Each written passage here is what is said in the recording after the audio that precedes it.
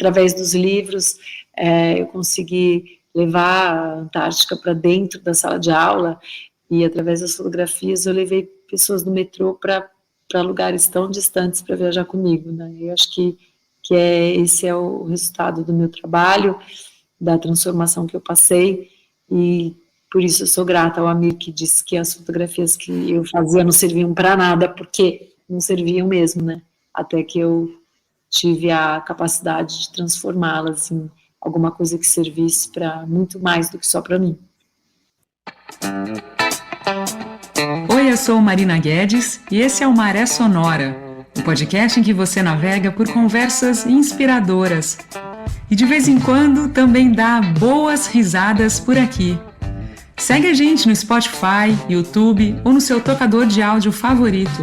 Assim você fica sabendo sempre que um programa novo for lançado. O programa de hoje, que você vai ouvir na sequência, é a parte 2 da conversa com a Marina Bandeira Klink. Ela é velejadora, fotógrafa de natureza e palestrante, e a gente teve uma conversa muito emocionante. Se por acaso você perdeu o primeiro episódio, eu recomendo que faça isso antes de conferir o programa de hoje. Naquele episódio, a Marina recorda um momento transformador na vida dela e a emocionante chegada da sua filha, de uma de suas filhas, a Tamara Klink, que atravessou da Noruega até o Brasil, num veleiro batizado de Sardinha, de 8 metros. Tá muito emocionante, vale a pena conferir aquele lá e esse aqui que começa agora. E você fez uma viagem sensacional que você fotografou pinguins da espécie imperador, né? Até foi um lugar super remoto na Antártica, se não me engano foi Snow Hill Island, é isso mesmo? Que muita gente vai para a Antártica, mas não chega até onde você chegou, né? Que é um lugar surreal, assim. Como é que foi aquela experiência, Marina? Snow Hill Island é uma ilha bem remota no mar de Weddell, que, para quem não sabe, é o mar fábrica de icebergs, né? Os icebergs, a maioria dos icebergs que você vê no entorno dali da Península Antártica, elas têm origem nesse mar. E é justamente onde o Shackleton naufragou. Lembra a história dele ter sido aprisionado no gelo e tal, e, enfim, agora que encontraram o barco dele, né, naufragado, veio de novo à tona a viagem. Eu acho que ele ficou super na moda, mais do que nunca, né? Mas já era, mas agora está mais na moda ainda. Então, e essa ilha, qual é a complexidade de você chegar numa ilha como Snow Hill? É o acesso, porque ela fica depois de um campo de gelo, que você não chega num barco convencional. Esse campo de gelo você só chega através de um navio quebra-gelo. E não só o navio quebra-gelo, mas o navio tem que estar provido de helicópteros, porque mesmo o navio quebra-gelo não alcança a ilha. E a partir do momento que ele não avança mais nesse mar congelado, é preciso lançar, então, mão dos helicópteros para fazer com que ele chegue, toque essa ilha, que está circundada por gelo como um ovo frito. Então, você tem o núcleo, que é a ilha, e o entorno é um ovo frito. E o caminho para se chegar a essa base, como se fosse um ovo frito, né, para a gente ver aquela que é a placa que circunda a ilha, a gente ainda tem como se fosse uma barra de chocolate, onde você fica preso, como se fosse um amendoim no navio. E o helicóptero precisa sair dessa barra de chocolate onde você está preso no navio e seguir por cima dela até encontrar esse ovo frito, né? E a última milha e meia você ainda tem que fazer caminhando. Tem uma curiosidade incrível dessa viagem. Então, estamos lá, congelado, num momento no mar, onde o barco não avança mais, mesmo com quebra-gelo. Aí o helicóptero é um trecho que você faz um campo de gelo, de muita espessura, mar com água congelada, você avança por cima voando. Depois ele pousa atrás de alguma interferência física, para você não, de forma alguma, incomodar os pinguins que moram lá, ou que estão, né, eles estão lá, desculpa até corrigir. Só que o helicóptero pousa com muita distância. E esse caminho, milha e meia, que você tem que fazer a pé para alcançar a colônia de pinguins, você tem que se lembrar que você está caminhando sobre o mar congelado. Você não está pisando em terra firme. Então, os cuidados que você tem que ter nessa caminhada são você ter a roupa, que você pode a qualquer momento cair no gelo, pode ter um buraco, pode se fraturar e você cair. Você tem que estar com a roupa. Ridiculamente, você tem que andar nesse campo com salva-vidas. Você tem que andar com uma bolsa estanque, com roupa de proteção. Você tem que levar uma água perto de você para a água não congelar, então você põe por dentro da capa uma garrafa, que na verdade é uma bolsa, quase que uma bolsa de soro plástica, que você coloca dentro junto, para não congelar a água. E você tem que levar roupa de frio, porque é muito frio. Mas, ao mesmo tempo, se não tem vento e está um dia só, você sente muito calor. Então, imagina a parafernália que é você caminhar com esse tanto de roupa de reposição, roupa na mochila, luva dupla, alguma coisa para o pescoço, 2 gorros, 2 tudo, equipamento fotográfico, o tripé, que já atrapalha, só o tripé já é chato, tudo reposição, água no corpo e aquele colete salva-vida ridículo que você tem que ficar andando, mas, porém, se o gelo fraturar, você vai se salvar. E muito provavelmente você vai ter uma roupa para substituir, porque a tua bolsa é estanque. E ela tem que estar... Olha, não é fácil, mas na hora que você vence todos esses desafios e chega no espaço onde estão os pinguins, você sente através do cheiro primeiro, né? Porque eles cheiram bem forte. Os pinguins, eles gritam muito, né? Então você ouve o som. Mas eu não via os pinguins porque estava encoberto, né? Tinha uma névoa na pinguineira. Mas na hora que a névoa sai, assim, se dissipa e você se vê diante de milhares de pinguins imperadores gritando, algazarra, e você fala, nossa, cheguei, é inacreditável. Eu já tinha ido para a Antártica 15 vezes e eu nunca tinha visto de perto um pinguim imperador. E de repente estar ali no meio deles foi uma das grandes emoções que eu já vivi. Nossa, que sonho, né? Essa viagem deve ter sido de outro planeta, né? Imagina. Foi mesmo. Que legal, que legal. E você fez um livro, né, Contravento, além da Convergência Antártica, que mostra, né?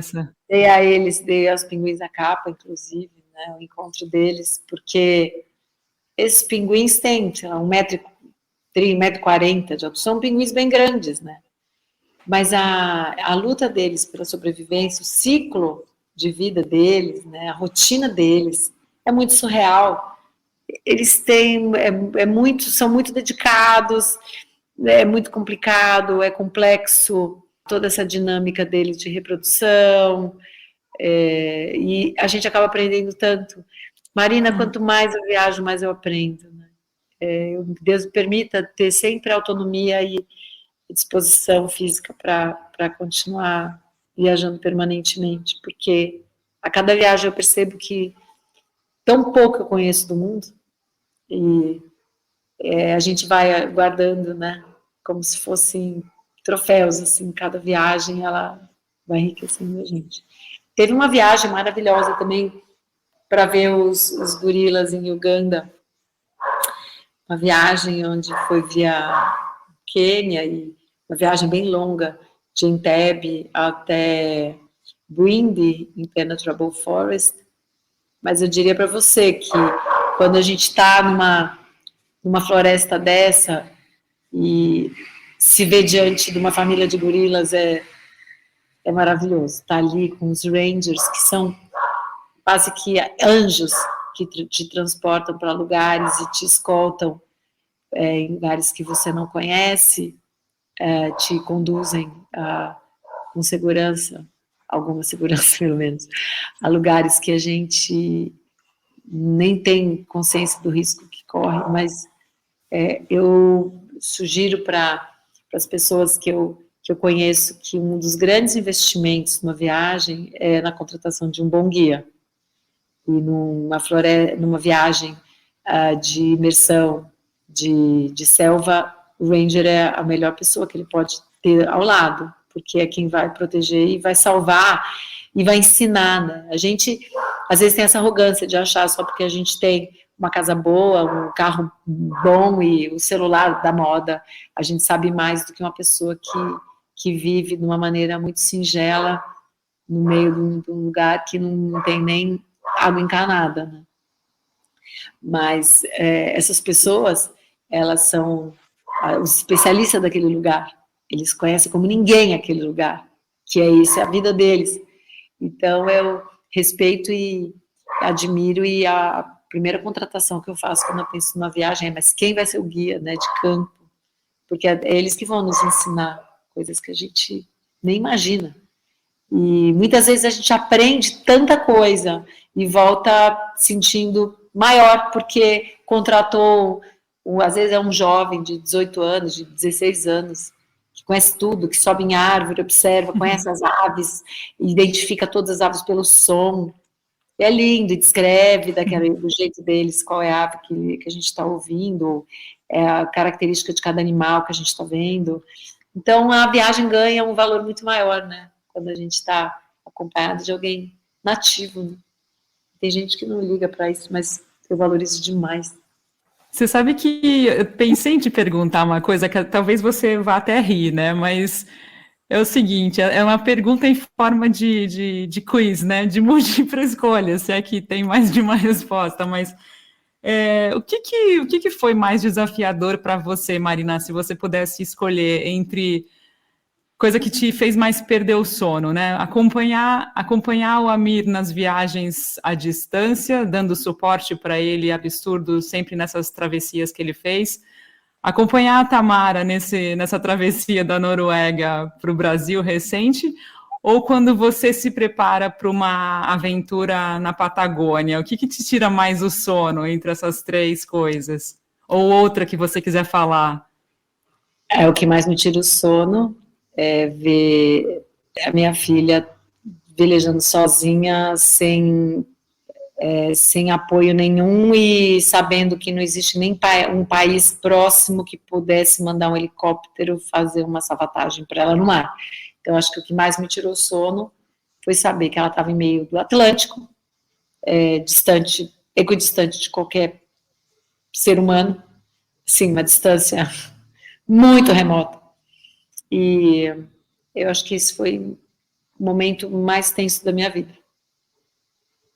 Eu acho que o maior desafio foi estar acompanhando ela como um pontinho no GPS, ligar o computador e ver um pontinho que estava caminhando. Esse pontinho deveria absolutamente todos os dias caminhar para o sul, absolutamente todos os dias. Quando ele parava ou se movimentava para o norte, eu entrava em desespero. Acho que curioso, né? O quanto a tecnologia aproxima a gente dos pânicos, né? Acho que a resposta é essa. Acho que a tecnologia está a nosso favor, só que ela nos aproxima muito de momentos de pânico, porque a Tamara navegando através de um aplicativo onde ela era um pontinho no oceano e ela às vezes não vinha só para o sul, mas às vezes parava e ia um pouquinho para o norte, desviava o percurso em meio a nada, era muito desafiador, sabendo que a atualização do aplicativo se dava a cada 2 horas.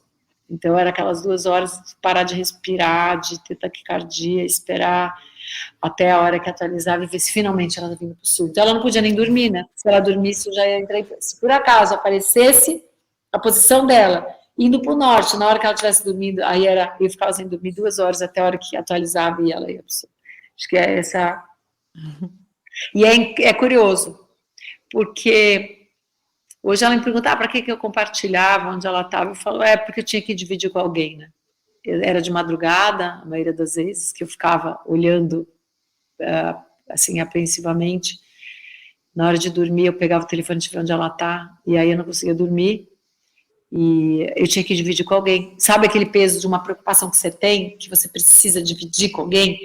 E eu dividia com alguém jogando para o espaço, colocando aquela informação no Instagram, nos stories, e descobri aos poucos que eu estava formando uma rede de apoio gigantesca, que eram muitas mães que também estavam na mesma situação, me acompanhando, apreensivas. Meu Deus, imagina, a Marina com a filha no oceano.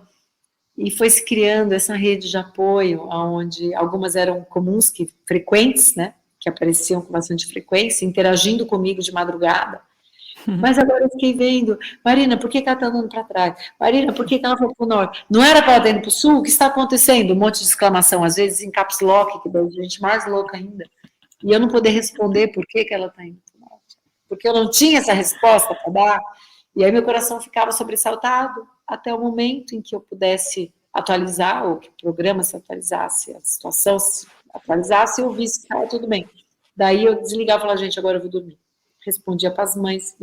E assim foi sucessivamente, uma série de noites intransponíveis, porque elas não chegavam ao fim e a Tamara não chegava.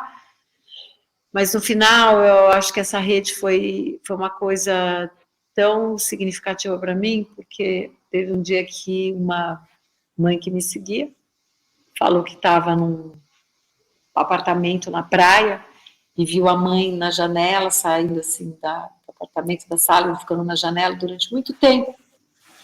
E essa mãe olhou para a sua mãe no terraço e perguntou, mamãe, por que você está tanto tempo aí em pé no terraço? E a mãe não respondia. Ela perguntou de novo, mãe, o que você está fazendo aí? Aí a mãe respondeu, minha filha, eu estou aqui você está me contando essas histórias, eu vim aqui olhar no mar, se eu não vejo a vela da Tamara passando por aqui. Aí você percebe que você vai tocando outras pessoas, né? Teve uma mãe que me respondeu assim, com um momento de agonia, ela interagiu assim, mandando um depoimento. Eu estava aqui vendo teus textos e eu fui até o quarto da minha filha, olhei ela no berço e me perguntei, será que um dia minha filha vai ser uma Tamara? Aí você começa a perceber que você vai tocando as pessoas no caminho e através do compartilhamento de sentimento, de emoção. E eu acho que é isso, a gente vai preparando outras pessoas para as suas próprias jornadas, né? Cada uma tem a sua. E eu acho que seja elas quais forem, o importante é que a gente tenha feito as escolhas certas, que a gente tenha transmitido para os filhos os valores nos quais a gente acredita. Né? E, recado, temos que estar preparados, porque muitas vezes os filhos alçam voos ainda mais altos do que aquele que nós planejamos, né?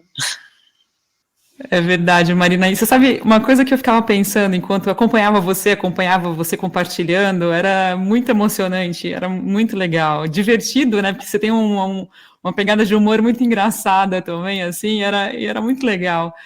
Mas eu achava legal, assim, porque a questão de como vocês, além de informarem, vocês geraram uma rede de educativa mesmo, né? Pessoas que nunca viram, por exemplo, o AIS na vida, questões meteorológicas, né? Correntes, orientação das correntes oceânicas do hemisfério norte, hemisfério sul. Então, teve uma coisa de compartilhamento de conteúdo dessa área de navegação, dessa área marítima, muito interessante, uma popularização, né? Eu ficava pensando isso, que legal tá havendo isso, porque para pessoas que de uma outra forma nunca teriam acesso a esse tipo de conhecimento. Então, uma coisa que eu gostei muito foi isso, assim, foi acompanhar e ver esse eco, assim, para essas temáticas que eu acho tão interessante em pessoas que de outra forma não teriam essa oportunidade, né? Achei muito legal. Sabe, Marina, às vezes a gente acha que aquilo que a gente sabe, todo mundo sabe. Para mim, o universo náutico e barco e os termos e o conhecimento de geografia naval, para mim é muito intrínseco em mim, né? Meu pai já navegava, aprendi a velejar com ele e tudo. Essa coisa que eu te falei da conversa com o pai, né, de transgeracional. No caso, para mim é tudo muito claro, mas eu percebi que haviam perguntas, assim, simples. Mas e agora? Como que você sabe, como é que você fala com ela? Mas agora, como você sabe onde ela está? Então, o próprio público seguidor, que eu nem tinha essa pretensão, me fazia perguntas e eu falava, mas é verdade, eles não sabem que existe um momento que troca o hemisfério norte com o sul e que a corrente se inverte. que para mim era muito simples ou tão claro, e para muita gente não é. Então, sem desmerecer, eu comecei a passar algum conteúdo interessante. Olha, será que acho que as pessoas não conhecem, né? Deixa eu compartilhar isso também. Olha, tem outros barcos, deixa eu mostrar como é o mapa, né, que a gente vê. Aí a meteorologia, deixa eu dividir um pouquinho o que eu estou vendo da meteorologia. Não quer dizer que eu saiba tudo, mas o pouco e o simples que eu sei eu divido, porque, olha que legal, tem um programa de que é assim, tá, a corrente a gente vê, olha o vento está aumentando. Aí eu ia mostrando até a posição geográfica, olha, tá aqui, a ilha é essa, o vulcão tá em outra, não, que agora tem um vulcão que está entrando em erupção, é só coisas legais, né, que eu ia recebendo ao longo do tempo, só coisas muito positivas. Agora tem um vulcão do lado que vai entrar em erupção e que vai fazer tsunami no Ceará. Eu falei, Deus, se vai chegar no Ceará, o que vai acontecer lá? Aí eu ia me informar. Gente, mas não vai acontecer nada, porque no mar as coisas flutuam, então não vai acontecer nada. E com isso, eu fui entendendo que muita gente não tinha acesso à informação e eu poderia conduzir o olhar das pessoas para aquilo que deve ser visto. Gente, esquece, então não vai chegar nesse cara. Esquece, porque isso que a gente está vivendo aqui, ou essa preocupação, lá ela não tem nenhuma, ela não está nem vendo, não está tendo nem fuligem onde ela está, e ela está na ilha do lado.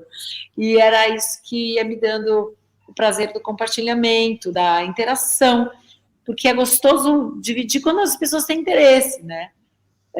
Se fosse assim, uma conversa de um sentido só, não teria importância, mas era um dar e receber, né? Eu recebi a pergunta e dava de volta uma resposta, e aí vinha outra pergunta, e foi crescendo essa rede de interação, onde mais gente participava, e é nesse momento que a gente percebe que a gente está fazendo o nosso serviço, né? Que é o teu, de dividir, de trazer para pessoas que não imaginam, informações que a gente tem acesso, né? Como você está fazendo com o podcast, levando para pessoas que talvez nem conheçam essa história, histórias tão interessantes, e às vezes algumas dicas, às vezes uma experiência pode transformar alguém a começar a fazer uma outra coisa, ter uma outra ideia. Eu acho que é isso, né?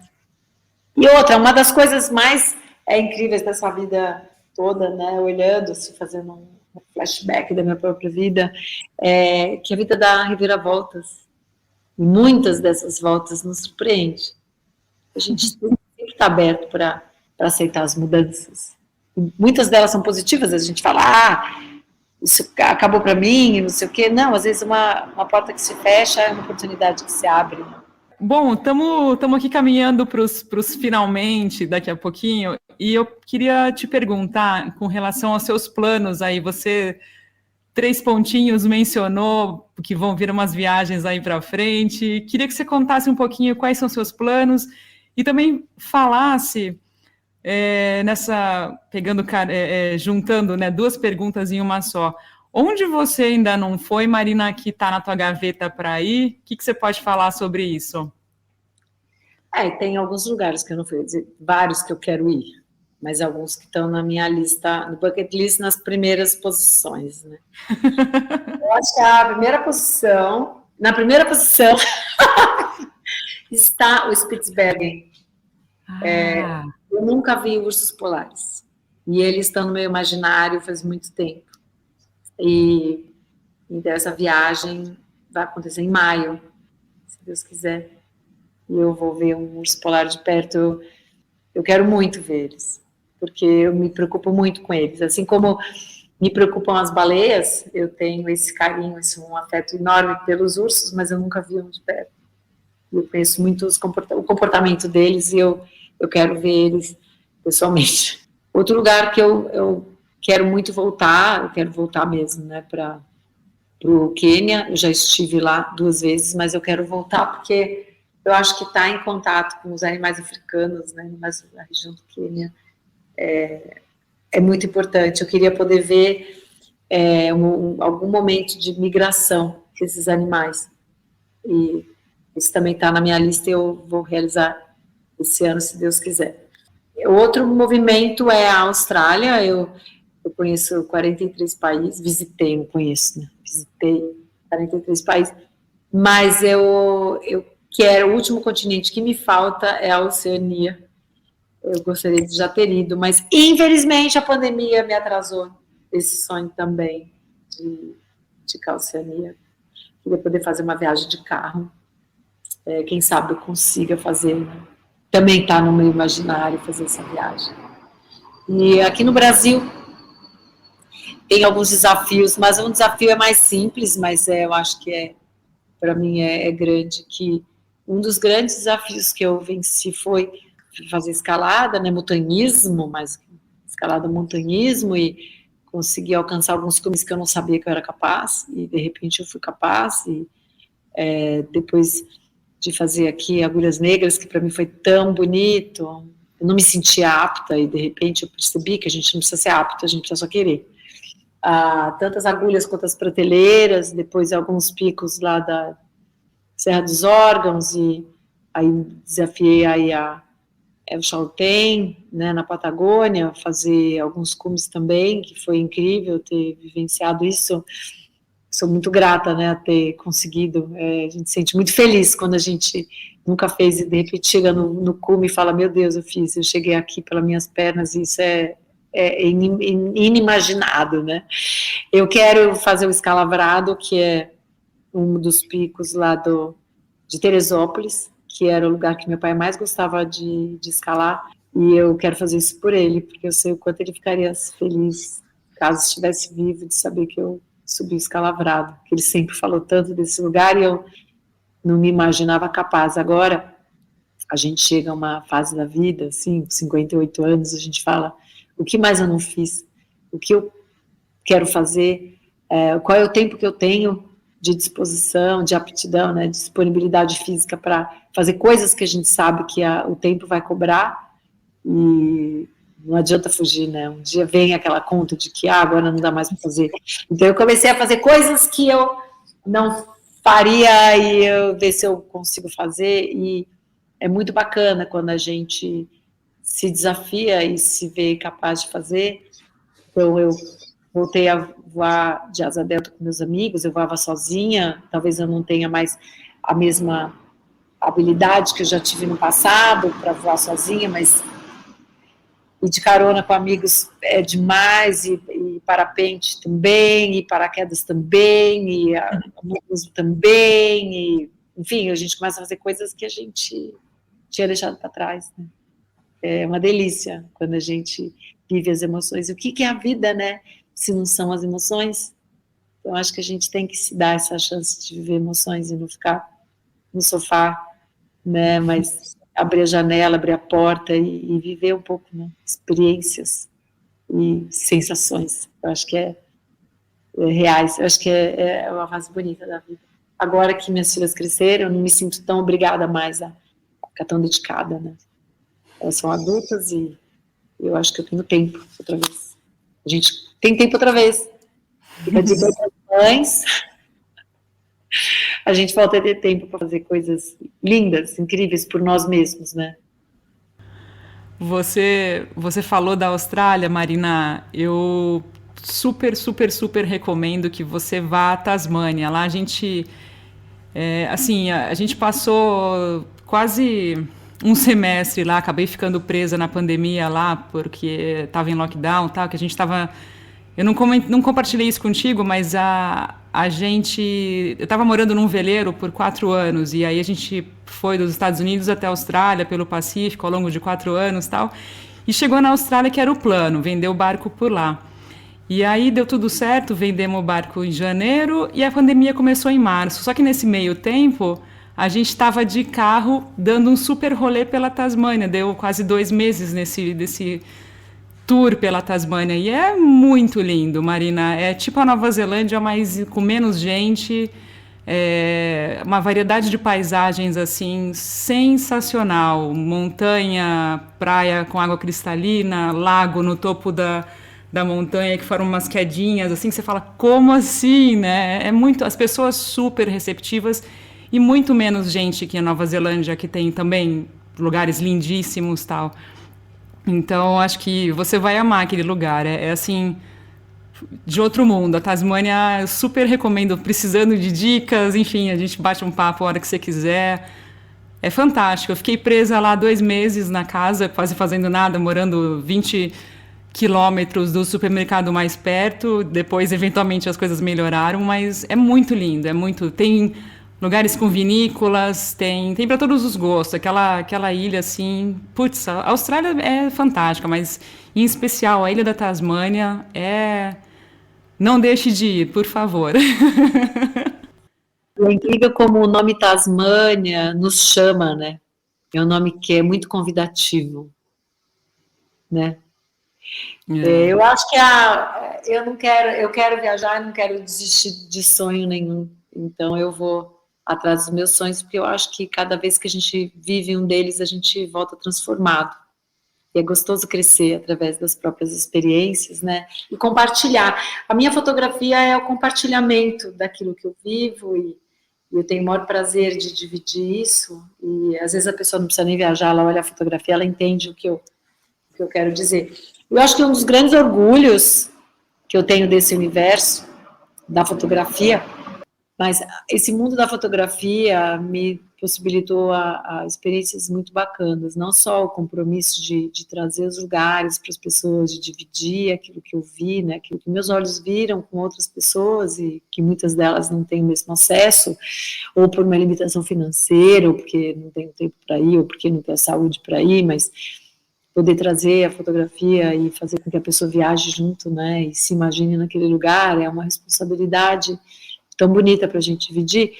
E eu acho que desse histórico todo, os melhores momentos que eu tive não foram exposições em lugares incríveis, não foi vender alguma imagem por um valor mágico, ou imprimir livro, mas eu consegui dividir esse conteúdo em estações do metrô, porque nas estações você leva a tua viagem para pessoas que aquele lugar não passa nem no imaginário delas. Uhum. E você vê pessoas muito simples, paradas, olhando, gente de todas as idades, de diferentes raças, parado olhando. Muitas vezes eles têm celular e fazem foto, e pedem para fazer selfie do lado da fotografia de um animal, de uma paisagem, e você percebe que você toca corações de pessoas que nem sonhavam com aquele lugar, né?